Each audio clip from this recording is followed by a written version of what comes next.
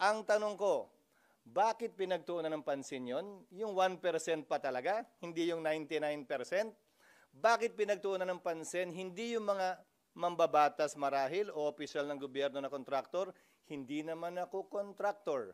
Hindi ako bahagi na anumang negosyo kaugnay sa construction o supply sa pamahalaan mula nung pumasok ako sa gobyerno noong 1998.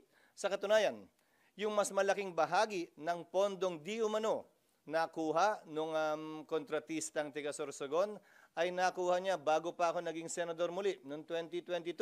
Ayon mismo sa datos na pinresenta ng Pangulo kahapon. So klaro, malisyoso ang artikulo, tiniming ang paglabas at tiniming talaga para ika nga idikit ito bagaman walang sinabi ang artikulong ginawa kong mali o masama.